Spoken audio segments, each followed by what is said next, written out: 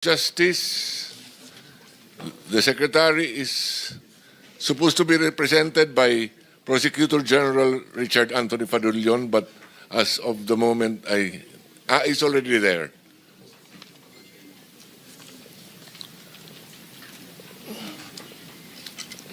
From the PAGCOR, they are represented by Assistant Vice President for Gaming, Licensing and Development Department. Also, Attorney Matthew David. From the BIR, we have Assistant Commissioner James Roldan. From the Land Transportation Office, Assistant Secretary Vigor Mendoza II. From the Philippine Contractors Accreditation Board, Dr. Pericles Dakay. Engineer Arthur N. Escalante and Engineer Ernie Bagaw, both from PICAP. Of the contractors, we have Mr. Mark Alan Arevalo, Wawaw Builders, Sally Santos, SYMS Construction Trading, Robert Imperio, IM Construction, Mina Elamparo Jose, WJ Construction,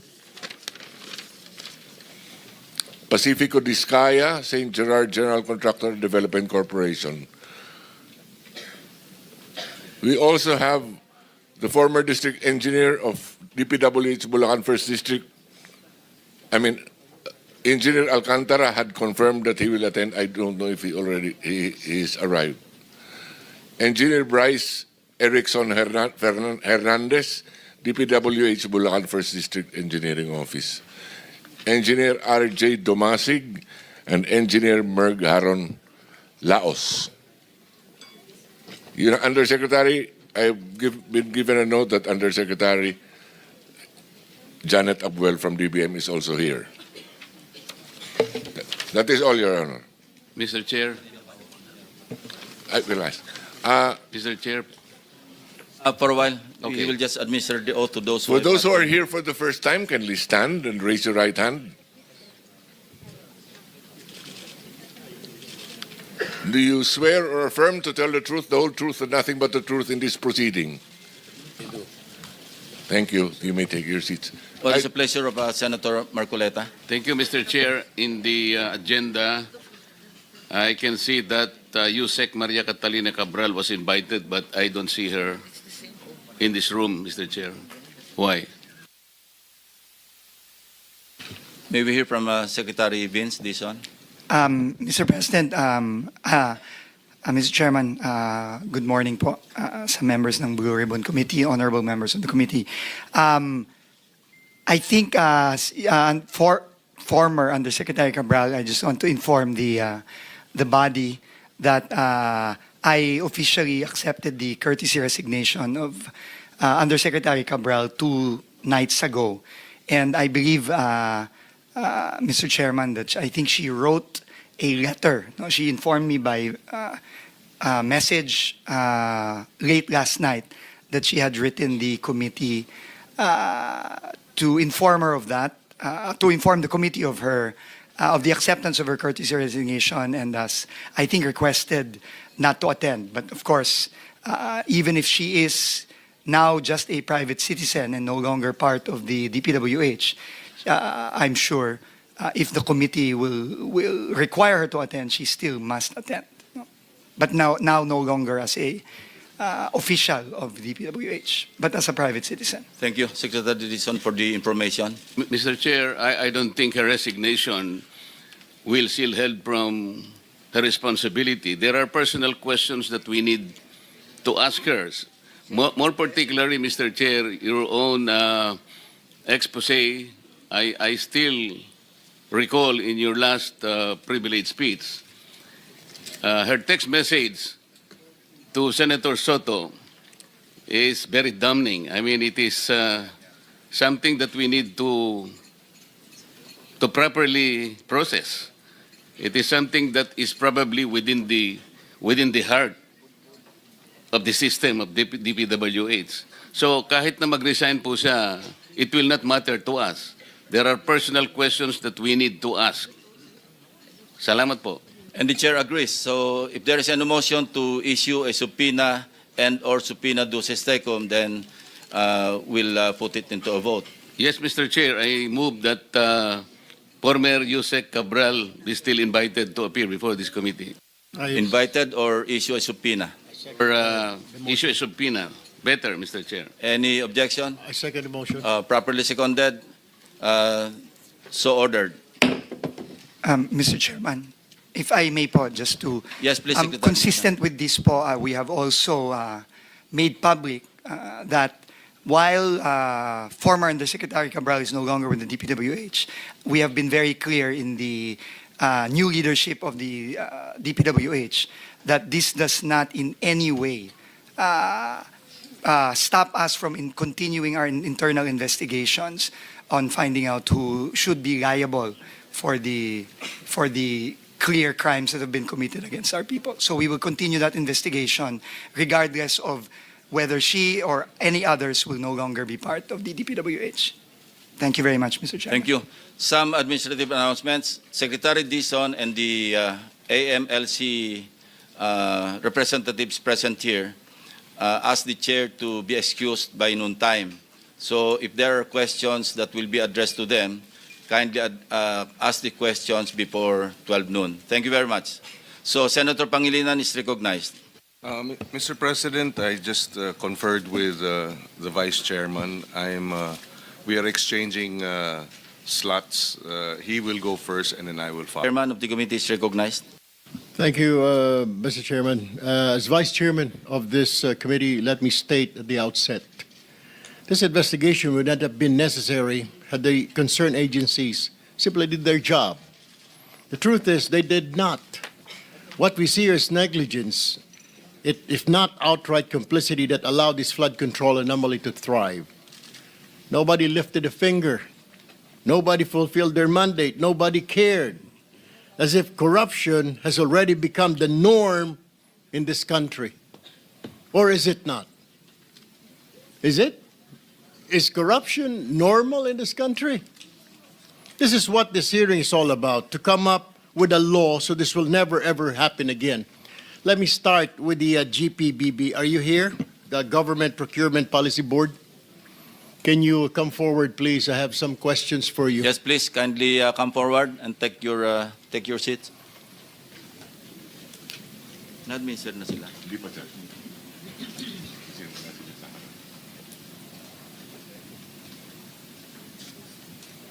Classmate, seatmate. Hindi, dito na lang, pala kasama mo. Oo, sige. Oo, kaya na.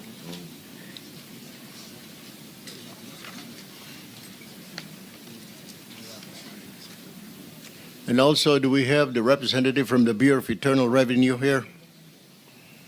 Committee Secretary? Yes, Mr. Chair. Thank you. Sige, pati ano sa GP. Sige, sir. Go ahead. Thank you, sir. Kindly stand and raise your right hand. I already have. Okay, thank you. All right, thank you. Please proceed. Can you identify yourself, please? Resource person. Good morning, Mr. Chair, honorable members of the committee. I'm Maria Ginesha Rivera Guillermo. I'm actually the officer in charge of the Government Procurement Technical Support Office. I'm as well as an appointed Deputy Director General, Your Honor. All right. Based on the data, Mr. Chair, from the Philippine Center for Investigative Journalism, among the top 15 contractors that have been named by the President, the following had a poor, unsatisfactory contractor's performance evaluation. Tama po ba, nagbigay po kayo ng ilan? Tama po ba itong report ng PCIJ, itong SunWest, Legacy, EGB, Equiparco, MG Samidan, LRTK Builders, ay ilan lamang at High Tone at Real Road Edge, ay ilan lamang sa mga kontratista na may poor or unsatisfactory contractor's performance? Mr. Chair? Mr. Chair, Your Honor, the CPES report or the Contractor's Performance Evaluation System report bears those po as the unsatisfactory po na rating nila sa CPES.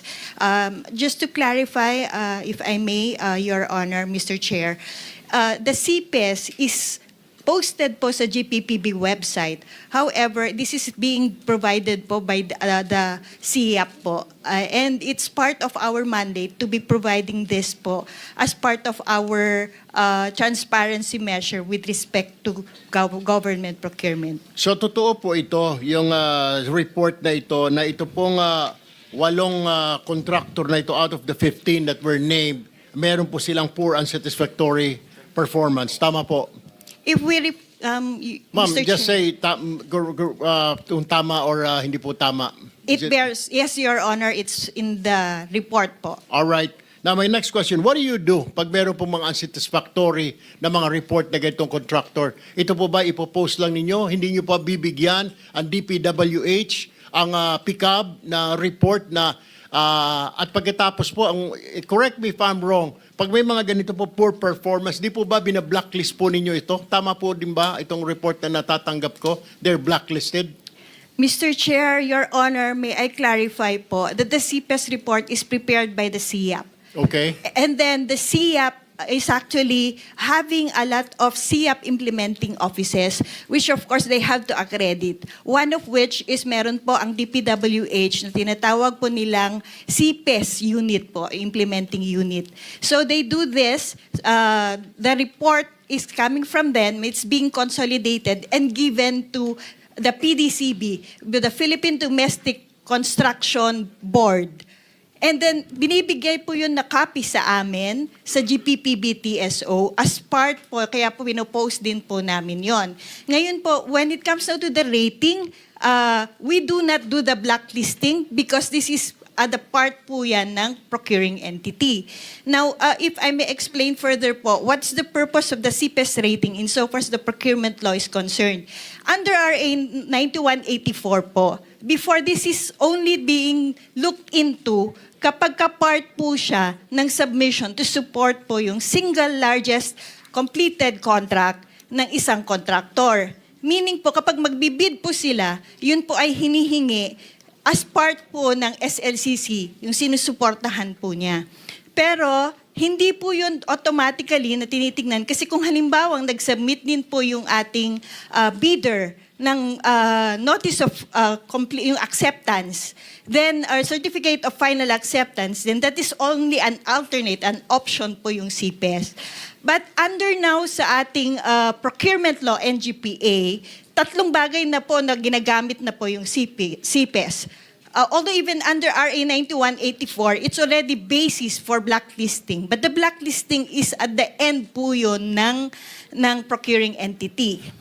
So, that's a ground po for blacklisting under even RA 9184. Now, under RA 12009, it's now being considered as one of the ways to determine po yung eligibility, capacity po ng ating subcontractors. So, nire-require na po yun as part of the submission if there would be any subcontractors. Number 2 is the same pa rin po as supporting document din po siya ng single largest completed contract, pero hindi po siya yung automatically, option po siya. Kasi kung nakapag-provide naman po yung ating yung bidder for that project ng kanyang certificate of final acceptance, then they are able to no longer look into the CPES. Pero third, which is also very strengthened under RA 12009, is the requirement na yung CPES po could be the basis for blacklisting. But as I would emphasize, it's not GPPB Technical Support Office nor even our GPPB who's doing the blacklisting, Your Honor, Mr. Chair. So kayo nga ang nagba-blacklisting. No, Mr. Chair. Sino po ang nagba-blacklisting sa mga it's- contractor na ito na may poor unsatisfactory performance? It would Which be the agency? procuring entity. It would be the agency, Mr. Chair, Your Honor. You mean to say the DPWH, is that correct? Yes, Mr. Chair, Your Honor. All right. Thank you. Let me go to the Department of Public Works and Highways. Mr. Chairman, my question is, ano po nangyari dito? DPWH, Mr. Chair, bakit hindi po natutunugan na blacklisted po ito, poor and satisfactory performance, o meron pong itong mga slippage kung tawagin? Bakit nakalusot lalo na po itong sila Diskaya? Napakadaming proyekto dito, napakadaming poor and unsatisfactory performance, Mr. Chair. Maraming salamat po, Mr. Chairman, sa napakaganda at importanteng tanong. Yan din po ang tanong natin nung tayo po ay pumasok sa DPWH nitong nakaraang 2 linggo. At to give you a straight answer, Mr. Chairman, tingin ko po, ito pong mga CPES na ito at iba pang mga safeguards at iba pang mga dapat gawin ng ahensya ay hindi po ginagawa nitong nakaraan. That is the simple answer.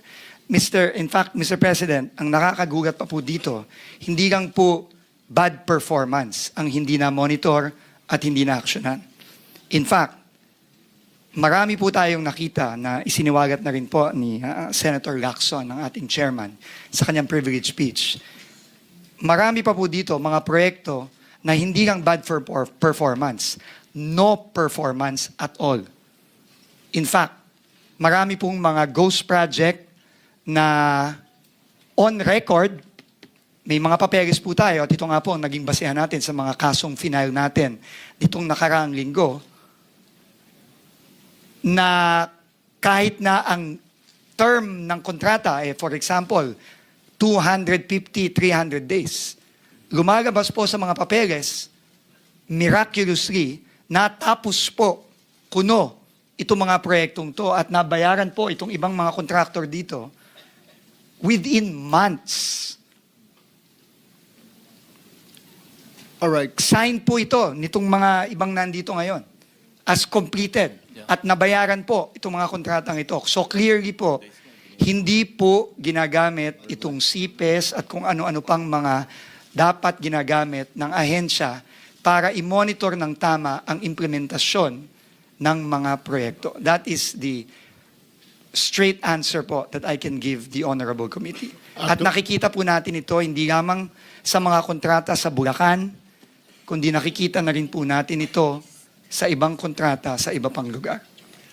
Actually, Mr. Chair, sa Bulacan, sa First District, araw lang po ang binibilang eh. At nababayaran po ang contractor. And anyway, in the course of in your investigation, Mr. Chair, what are the ghost projects added to the list and substandard? Right now po, we have received more than 100 reports already in only 2 weeks of ghost or very substandard projects. And right now po, ang track po ng bagong team sa DPWH ay unang-una dahil nga po nabuo na ng ating Pangulo ang Independent Commission for Infrastructure. Kami po ngayon ay in very, very close coordination sa kanila. Bawat po project na nare-report, nagbubukas po kami ng case file dito. Ini-inspection po natin either personally or yung pong mga ibang kasama natin sa team. Ngayon po kasama na po ang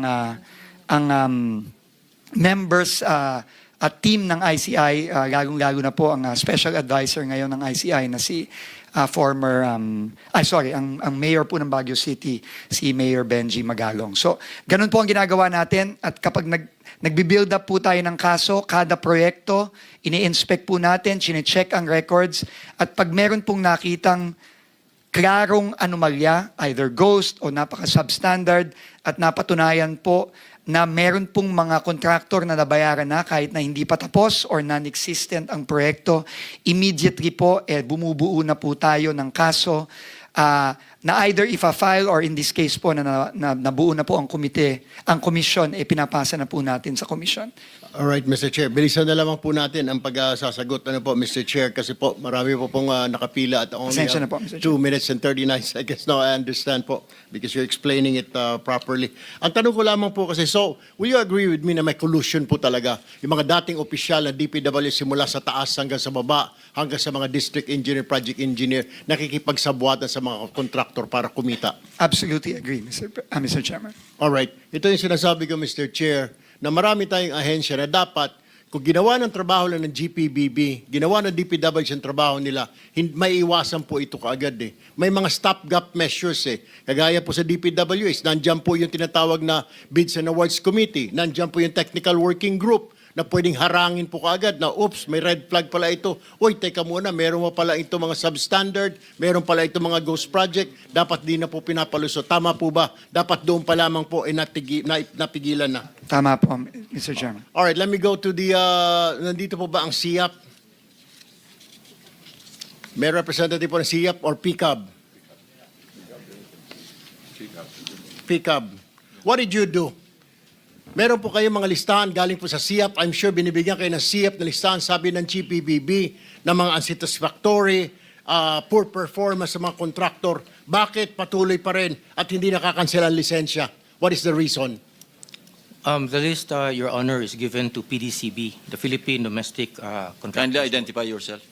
I'm Pericles P. Dakay. I'm the chair of PCAB, Your Honor. Former chair? Chair. Yeah. Former. Is he the For- They resigned. Okay. So, alam ho ninyo, under po sa Republic Act 4566, may kapangyarihan po kayo na mag-imbestiga at aksyonan ang anumang mga kontraktor o isuspende, i-revoke ang kanilang lisensya. Tama po ba yon?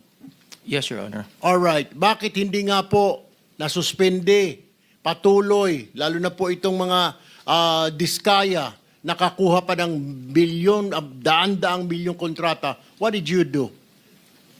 We act, Your Honor, when there is a complaint that is forwarded. to So, our kung agency. wala pong complaint, hindi po kayo kikilos. Tama. Dahil walang complaint, hindi kikilos. Though meron po kayong katibayan, may report na na poor performance yung kanilang trabaho, substandard, hindi po kayo kikilos. No, Your Honor. There was no report that was forwarded to us regarding substandard performance from. Hindi kayo binigyan ng SIAP dahil the GPBB is saying na galing sa SIAP yung mga report ng substandard? Or are you lying? No, I'm not lying, Your Honor, because Kasasabi lang po ng GPBB kanina na galing sa SIAP. Under kayo sa SIAP, di po ba? Yes. Dapat po kayo po nag-iimbestiga rito. Bakit hindi po? that's the Philippine Domestic Construction Board, Your Honor. Kaya nga po, hindi kayo binibigyan ng kopya na SIAP. No, Your Honor. Hindi kayo binibigyan. O siguro kasi busy lang din kayo sa paghahanap ng proyekto sa gobyerno. Kasi isa sa mga requirement, dapat kontraktor ang mga board member ng PICAB. Mr. Chairman, member ng PICAB. Mr. Chairman, I have, for your information, I have filed a resolution to review. We have to review this law kasi kalukuhan po ito. It directly go against dito sa sinasabi nating conflict of interest, Mr. Chair. Yes, kindly wind up because you have 10 seconds left. No, Thank that's you. all. That's it for me, Mr. Chair. I'll just do another round of questioning in the second round, Mr. Chair. Thank you very much, Senator Erwin Tulfo. Senator Pangilinan is recognized. Thank you, Mr. Chairman. Magandang umaga. Ang ilang mga katanungan, direkta na sa mga tanong. Secretary Dizon, nabanggit ninyo 100 ghost projects and substandard projects. Tama po ba yan? Opo, yun pa lang Yes. po ang natatanggap naming mga reports as In of the last, today. in the Last last, 2 weeks alone. meron na ba kayong findings? Sino-sino ang top 15 doon sa 100 mga substandard o kaya ghost projects? Ghost projects muna. Meron na po tayong Sino ang mga top notcher? Opo, meron na po tayong ilang mga findings. Ito po ay ongoing ang ating case investigations. Pero ang pwede ko pong sabihin ngayon, yung pong na-file nating kaso nung nakaraang Huwebes against 26 individuals, including 20 DPWH and former DPWH personnel, as well as several contractors. No? Kasama po dun sa mga na-discover nating ghost projects, unang-una po yung binisita ng ating Pangulo mismo sa Baliwag. Ito po ay, ang contractor po dito ay Sims Construction. Meron din pong ghost project na pinilit na hinahabol kahit na last year pa po sinabi na completed na. Pero pag-alaman po natin na 3 weeks o 1 month ago lang nagsimula ulit ang trabaho para lang ipakita na merong project doon. Ito po ay sa Wawaw Builders, no? At meron din po tayong kinasuhan sa St. Timothy Construction Company. Yun po ang mga contractor na nakasuhan na po natin as of now, pero kami po ngayon ay tuloy-tuloy pa rin po ang case build-up at pagbubuo ng kaso na nakikipagtulungan po tayo ngayon sa ICI. St. Timothy. Opo. Sino ang kontraktor ng St. Timothy? Diskaya po. I think lumabas na rin po yun dito sa mga hearings Yes. yung nakaraan. Dahil sa kanilang sumpang salaysay, sabi nila wala silang mga ghost project o wala silang mga substandard. At least yun yung sinasabi sa testimonya. So mukhang hindi tugma dun sa findings ninyo Opo. at yung sinasabi sa sumpang salaysay ng mga diskaya. Tama po kayo. Okay. Yung sinabi nyo 20 DPWH na mga district engineer, these are 20 district engineers? Hindi po. Mr. Chairman, our first case is only limited to projects in the 1st District of Bulacan. Yung pa lang po yun. No? 20 na pong katao ang nadamay sa isang kaso pa lang sa isang district engineering office sa Bulacan. So dito sa 100 ghost projects at substandard, saang mga lugar ito? Iba-iba po, Mr. Chairman. No? Offhand. Offhand po, I can remember, meron pong mga reports tayo na nakuha sa La Union, sa Oriental Mindoro, sa Nueva Vizcaya, sa Eastern Samar, meron din pong mga ibang mga proyekto sa Mindanao. Pasensya na po, Mr. Chairman, hindi ko na po maalagas sa dami, pero nakikita po natin na hindi lang po ito nakasentro sa Bulacan lang, kundi mukha pong buong bansa po ito. Mr. Chairman, may we request that the people, at least a selected number of possible, how do you call it, players in La Union, Oriental Mindoro, and Nueva Vizcaya, whether government or contractors, be invited in the next hearing? Yes, we have to identify them first. Yes. Yes, thank you, Mr. Chairman. Secretary Dizon, ang ating pagkaalam, at ito ay nakausap natin si former Secretary Babe Singson, na ang patakaran dati para involved ang LGU at Regional Development Council ay pagka 50 million and below ang proyekto, district engineer. Pero pagka 50 million and above, kasama na ang Regional Development Council sa pagbubusisi sa mga proyekto. Tama po ba yan? Noon dating patakaran. Tama po, no, ika-clarify ko lang po, no. Sa tingin ko po ang tinutukoy niyo po ay yung thresholds of Yes. authority Yes. ng district, region, etc. No? Yes. Nung pong time ni Secretary Babe Singson, ito po ay nasa 50 million pesos. Yes. Meaning po, pagka below 50 million and below, sa district po yan. Above 50 million sa region na po yan. Ito po ngayon ay itinaas. At ngayon po ay naka-threshold na po sa 150 million sa district. Pero nung panahon na yun, pagka... 50 lang po. At pag sinabing Regional Development Council, sino ang involved dyan sa pagbubusisi?